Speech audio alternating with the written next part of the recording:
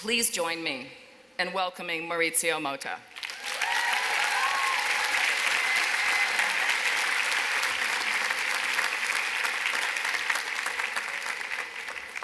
Hi, everybody. Good morning. Some hangovers today or no? All good? Just asking. I know your parents are here, so can't skip that answer. Okay, guys, I'm gonna start here. I'm very happy to be here today for many reasons. I'm gonna explain that why. We say also bom dia in Brazil, so this is a great day to celebrate such an important rite of passage after 4 years of learning, studying, and enjoying the best communication school in the world. And I just found out that this university has the largest percentage of international students in the country, which basically means what America is, right? That's what America is. And isn't that crazy? Because after this morning, we will all proudly go to your LinkedIn profiles to write that you graduated from the USC Annenberg School of Communication. And don't forget, please, while you update your LinkedIn page, to also check your Facebook, Twitter, Snap profiles for all those moments you really don't want your parents, co-workers, future bosses, and partners to find out about. Because as you know, everything you say, write, publish is your legacy, is your personal brand, and is your reputation. And talking about reputation, I wanted to humbly thank 3 people whose reputations represent the richness, the diversity, and the forward-thinking soul of this school. Dean Wilson, Sarah Bennett Weiser, the director of the School of Communication, and Willow Bay, future dean of the school.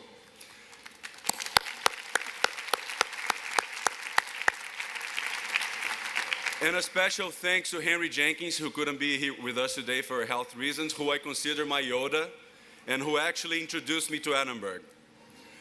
I went to one of the best communication schools in Brazil, but because I got it when I was really young, 16, and I had to work, I feel like all these years of building projects and participating actively at Annenberg has become my opportunity to actually feel like a student, like all of you.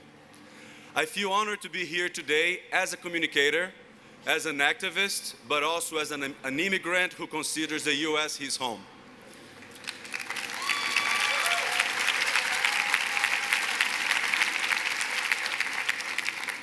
Three things that nowadays are blessings and burdens.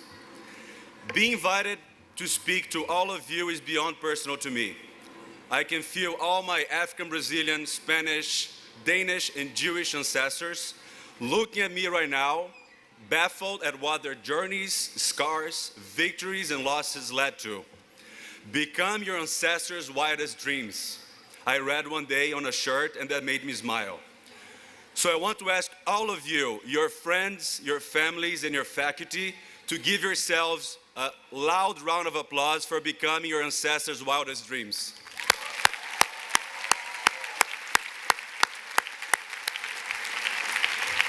We are going right now through weird and cloudy times where ancestry, origin, and last but not least, communication are clashing in a very divided world, like Sarah said earlier. Being a good communicator is, to me, the most important skill and profession for the age we live in now. Because as someone once said, communication is 50% what you say and 50% what the other person understands. And that is critical in such divisive times. I want to share 3 stories about why communication is the most important gift of all. It can be a weapon that kills and resurrects, a solution that pays bills and creates jobs, or a new model that can turn Hollywood upside down. I'm the 4th generation of a family of storytellers, which is just a fancy name for good communicators. My great-grandfather owned a newspaper where the whole family worked. Nelson, my grandfather, started working for him when he was 13. Maybe it's considered sort of like child labor, but back then it was okay, looks like. A certain week, the newspaper published a story that destroyed a woman's reputation. That same week, the same woman came to the newspaper looking for Mario, my great-grandfather. He's not here, someone said, but Roberto, one of his sons is at his desk. The woman crossed the newsroom and went to the publisher's office. There was Roberto, already considered one of the most important illustrators in Latin America. She killed him right there. She shot him 2 shots on his chest. She was later released for defending her honor. Mario, my great-grandfather, died months later with the burden of guilt. Those deaths caused by the abuse of the power of communication was a constant shadow over my grandfather's head. And that tragedy also became fuel that helped him write 67 novels, plays, short stories, and books. During the dark ages of dictatorship and censorship in Brazil, he created stories that not only reinvented playwriting in Latin America, but also portrayed the first interracial couple, the first lesbian character, and in numerous strong and powerful women who didn't want men and institutions telling them what to do with their bodies and their choices. Which probably nowadays he would be called evil anti-family values snowflake of color communicator, right? But he denied the status quo rules of what he should write, create, or communicate. He understood that the untold stories who come from the unheard voices, genders, and colors that weren't seen in plays, TV shows, movies, and books needed to be told. He died without the praise he deserved, but now he's considered one of the biggest geniuses in the field and is lauded as the Shakespeare of Brazil.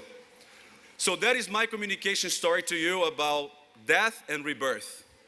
My other story is about communication to pay the bills and create jobs. And I'm not talking about tweeting to pretend you're saving jobs. I'm talking about real jobs for real people, if you know who I'm talking about. And I put it here, wink, wink, so you guys got the joke. And this story is for all of you, but especially for the graduates who plan to invest in an academic journey. During the late 90s, my mother had a very solid career in communications and writing, which basically means it was very hard to make ends meet. She also, she was also an academic, and she was applying for her PhD. Back then, I was a 14-year-old Uber nerd and loved Dungeons and Dragons, and I suggested her to study role-playing game players all over Brazil. And the university almost crucified her for studying an American pop culture game played by nerds.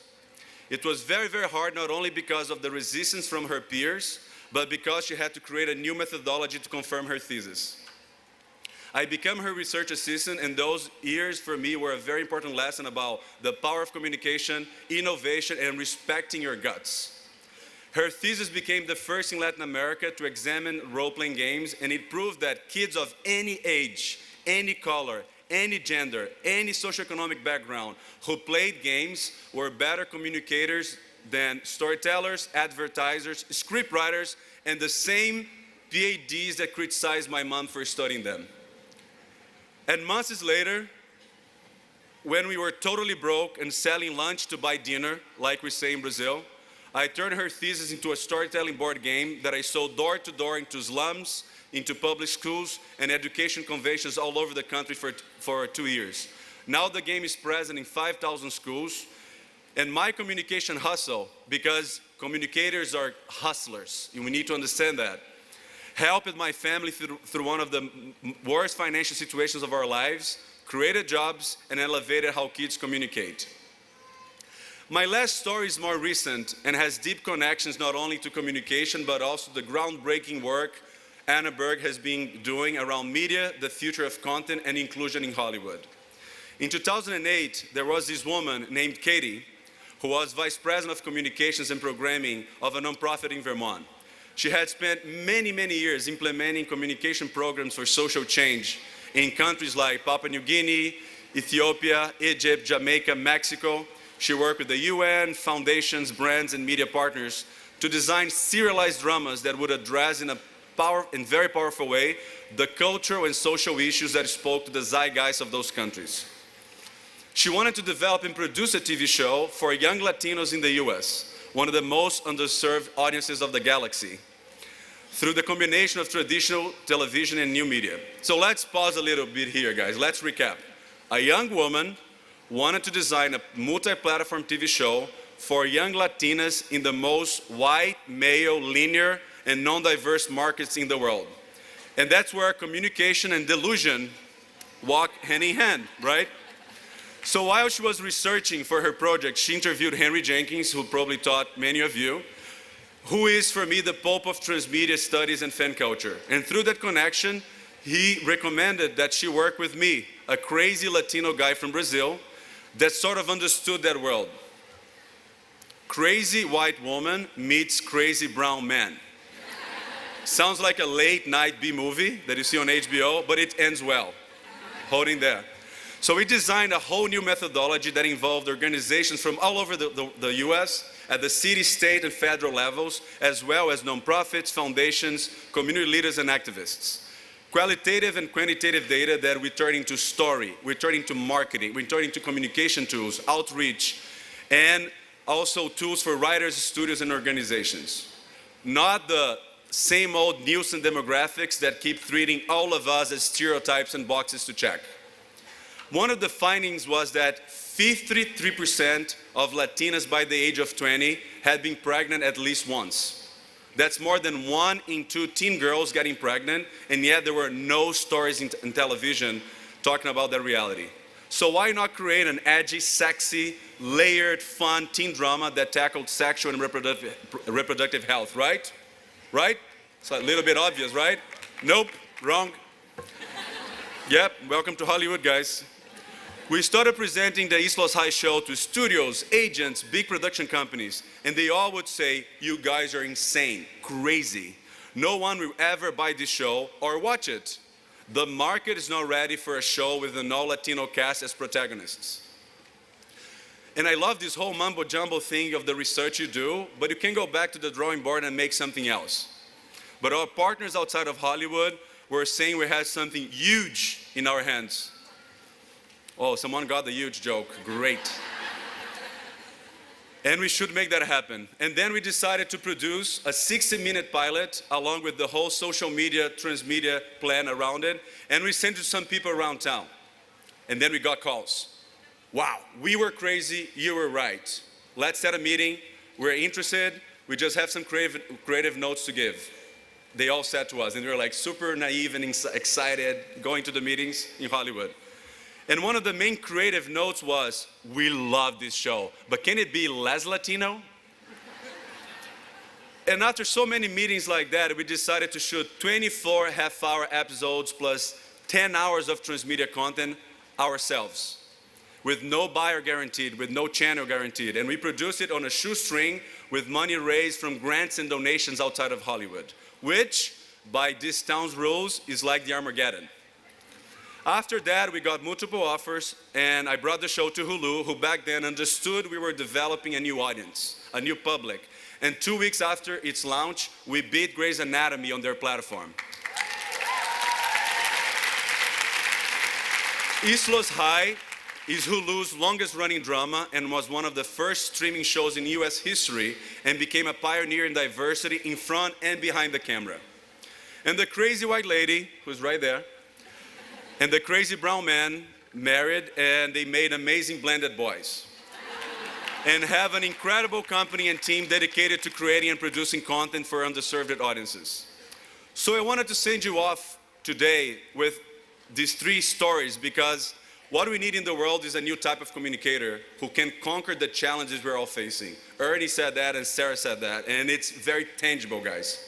You were communicators of the future 4 years ago. But now you're the communicators of the present, and we need you to embrace a few things, okay?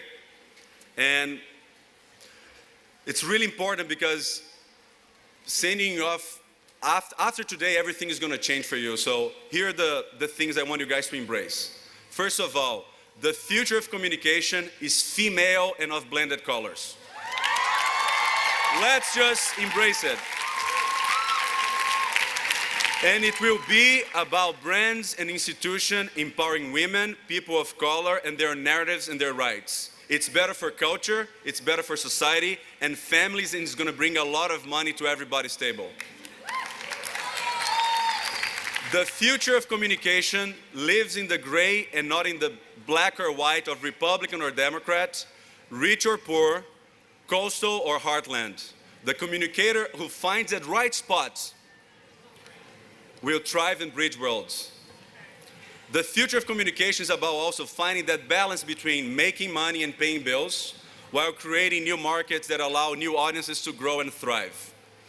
Because as Norman Lear said to Katie and I last week, the other person is just another version of you. It's that simple. And it's time to be practical about it. So thank you so much, guys. I hope your future goes amazing.